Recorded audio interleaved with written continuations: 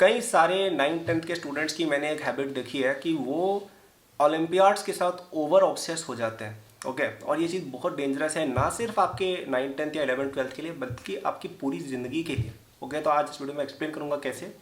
तो सबसे पहले तो यार वेलकम बैक टू एकेडबूस्ट जूनियर, जहाँ पे आपको 9th-10th और अपने ओलंपियाड्स, एनटीएससी वगैरह और अर्ली जेई प्रिपरेशन रिलेटेड काफ़ी सारी बेहतरीन एडवाइस, टिप्स वगैरह मिलती है। तो सब्सक्राइब कर लें, नोटिफिकेशन दबा लें और लाइक करें वीडियो को। अगर आप मुझसे और बहुत ही बढ़िया IITian से पढ़ना चाहते हैं for your 9th-10th NTSC, IJSO, RMO, JEE के लिए भी, ओके, पहले से ही जेई की तैयारी करना बहुत ही कूल चीज़ है, तो आपको एक एकेडबूस्ट नाम करके बहुत ही प्यारी सी ऐप पर डिस्क्रिप्शन में लिंक मिल जाएगा, उसको चेक कर लेना। वहाँ पे हमारे कोर्सेज हैं इन सब चीज़ों के लिए, तो आपको बहुत पसंद आएंगे, तो आप चेक कर सकते हैं वीडियो के बाद। ओके, तो चलिए आते हैं मुद्दे पर कि 9th-10th में ओवर ऑब्सेशन विद ओलंपियाड्स क्या है।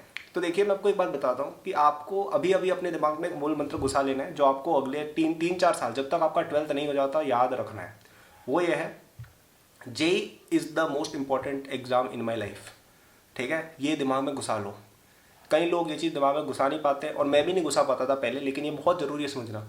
IIT एग्जाम से ही तुम्हारा करियर बनता है, IIT एग्जाम से ही तुम्हारी नौकरी लगती है, IIT एग्जाम से ही तुम जिंदगी में कुछ कर पाते हो। तुम कितने भी ओलंपियाड की मेडल अपने गले में लटका लो, उससे तुम्हारे बैंक में पैसे नहीं आएंगे, उससे तुम्हारी नौकरी नहीं लगेगी, उससे तुम करियर में आगे नहीं बढ़ोगे, उससे तुम्हारी रिकॉग्निशन नहीं बनेगी। मैंने अपनी ज़िंदगी में कितने ही एग्जाम्स फोड़े हुए हैं। मैंने NTSC टॉप किया हुआ है, ओलंपियाड मैंने 10-12 तरह के ओलंपियाड्स मैंने किए हुए हैं, सबके अंदर बहुत अच्छी टॉप 10, टॉप 5 फिनिश की हुई है।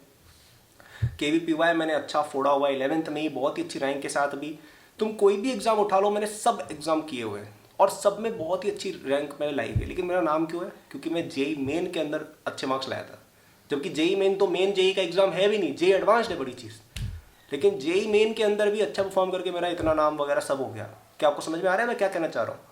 तो आपका सब कुछ इन दी एंड जेई पे डिपेंड करता है, ना कि किसी और एग्जाम पर। ठीक है, और ये गलती है जो कई स्टूडेंट्स करते हैं 9th-10th, वो समझते हैं कि जेई तो क्या है, जेई में तो मैं यूं ही जाऊंगा रैंक। अरे यार, जेई कुछ है थोड़ी यार।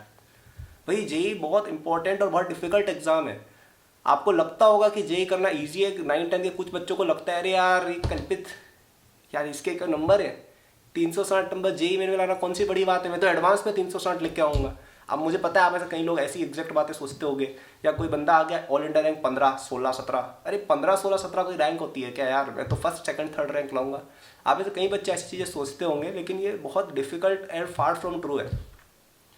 तो जेई एग्जाम में बहुत डेडिकेशन चाहिए होती है, बहुत मेहनत चाहिए होती है, और बहुत ही ज़्यादा डिटर्मिनेशन चाहिए होती है, राइट। और उसके लिए ज़रूरी है फोकस। ठीक है, तो फोकस करना है आपको जेई एग्जाम पर। मेनली आपको दिमाग में हमेशा रखना है कि यार मैं कुछ भी एग्जाम निकाल लूँ, जब तक मेरा जेई नहीं होगा मैं कुछ भी नहीं हूँ। ओके, अब ये बातें मैं क्यों कह रहा हूँ? क्या मैं ऐसा कह रहा हूँ कि आपको ओलंपियाड की तैयारी छोड़ देनी चाहिए? बिल्कुल भी नहीं। ओके, NTSC, ओलंपियाड, IJSO वगैरह की अपनी खुद की एक इंपॉर्टेंस है, इनसे आप में कॉन्फिडेंस आता है, आप नई नई चीज़ें सीखते हो और 9th-10th प्रोडक्टिव बनती है। क्योंकि देखो 9th-10th में तुम जेई की तैयारी डेडिकेटेडली करने लग जाओगे, उसका भी कोई सेंस नहीं है, क्योंकि 11th-12th में क्या करोगे, राइट। तो ये छोटे मोटे एग्जाम्स की तैयारी करते हो ना, उससे क्या आपके पास एक पर्पस आता है कि यार एक अचीवमेंट, एक सेंस ऑफ कुछ लगता है अकम्पलिशमेंट किया है। जैसे मैं अगर 9th-10th में ये सब ओलंपियाड्स नहीं करता, मैं बोर हो जाता, क्या कर रहा हूँ मैं, ऐसा लगता मुझे, राइट। तो तैयारी करो। आप लोगों को तैयारी करवाने के लिए मैं वीडियोस भी बनाता हूँ, कोर्सेज भी बनवा रखे, ठीक है। अगर मुझे लगता है एग्जाम फालतू है, मैं क्यों कोर्सेज बनवाता? तुम्हें पता है कोर्सेज बनाने में कितने लाखों रुपए का खर्चा आता है, जो मैंने किया है अपनी खुद की जेब से। मैं तो जेई का धंधा भी चला सकता था, जेई का और बढ़िया सब चलता है, मैं क्यों करूँगा तुम लोगों का भी? क्योंकि मुझे लगता है आप लोगों का बेनिफिट, क्योंकि मुझे लगता है कि ये चीज़ बहुत इंपॉर्टेंट है, इसलिए मैंने आप लोगों के लिए कोर्सेज वगैरह इतनी चीज़ें बनवा रखी है। तो जाओ डिस्क्रिप्शन में, उनमें एनरोल होकर पढ़ो, ठीक है।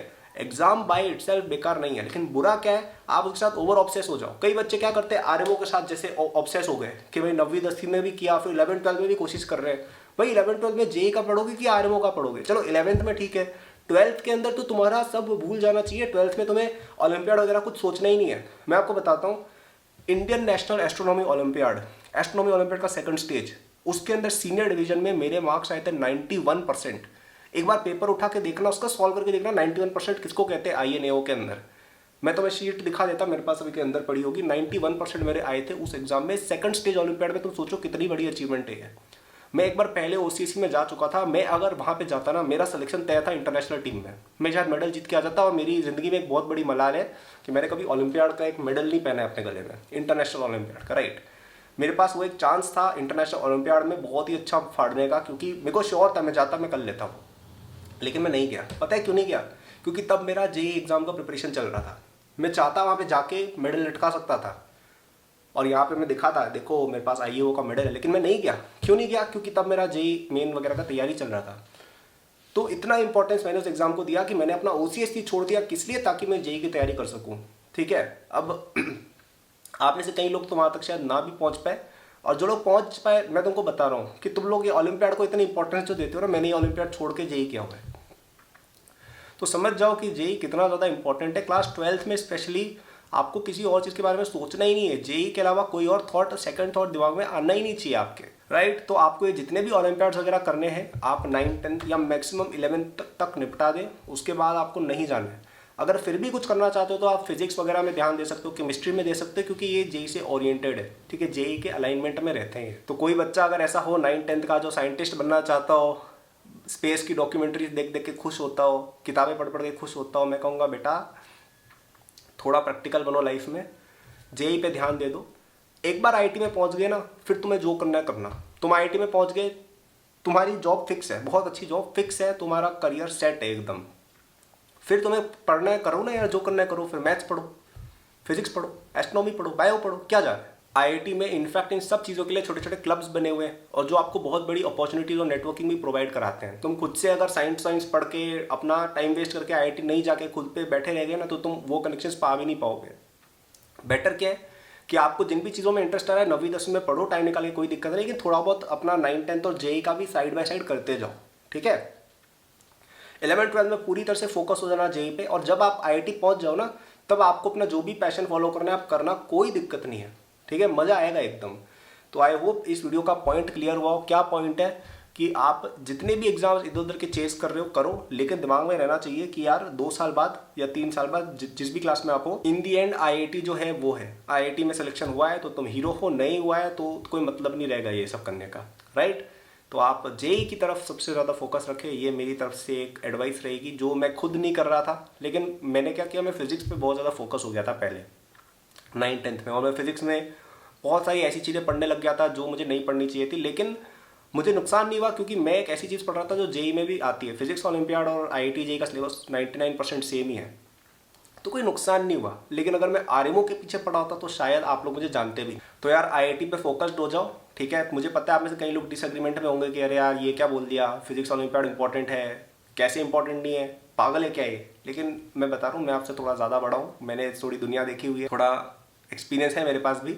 उसके बेसिस पे बता रहा हूँ कि करियर बिल्ड करना बहुत इंपॉर्टेंट है, और आपके आईपीएचओ आईसीएचओ वगैरह भले ही बहुत अच्छे एग्जाम है, इनसे करियर नहीं बनता है। करियर बनता है आईआईटी जेई से, और वही इंपॉर्टेंट एग्जाम है। तो अगर आपको करनी है आईआईटी जेई एग्जाम की अर्ली प्रिपरेशन, और साथ ही में जितने भी एग्जाम्स और भी हैं उनकी भी तैयारी, तो आपको एनरोल होना चाहिए सीधे जाके अकेडबूस्ट के जेई फाउंडेशन कोर्स के अंदर, जिसका लिंक डिस्क्रिप्शन में दिया हुआ है। इसके अंदर मैंने और कई सारे आईआईटीएंस ने आपको पढ़ाया है, और आपको इसमें डीपीपी टेस्ट सीरीज सब कुछ प्रोवाइड की गई है। आप इस कोर्स को पढ़ेंगे, आपका 9th 10th तो स्ट्रॉन्ग हो गई, आपके जितने भी एनटीएससी आरएमओ आईजेएसओ जैसे एग्जाम्स हैं उनकी तैयारी तो अच्छी होगी, और साथ ही में आपको आईआईटी जेई एग्जाम की भी बहुत ही अच्छी फाउंडेशन मिलेगी, ताकि आप जब 11th 12th में जब आप रेडी रहो कि यार हम 11th 12th फोड़ देंगे। So if you are a student जो आईआईटी जाना चाहता है, जो एकदम फाड़ना चाहता है आईआईटी में कि यार मेरे को तो ऑल इंडिया रैंक टॉप 10 से नीचे चाहिए नहीं, और मुझे फर्स्ट रैंक ही चाहिए, इस तरह का अगर एटीट्यूड है तो तुम्हारे लिए ये कोर्स ऑप्टिमल है। ठीक है, तो डिस्क्रिप्शन में जाइएगा, आप इस कोर्स में एनरोल हो सकते हैं। Thank you for watching. Like करना वीडियो को, सब्सक्राइब करना चैनल को। Good luck.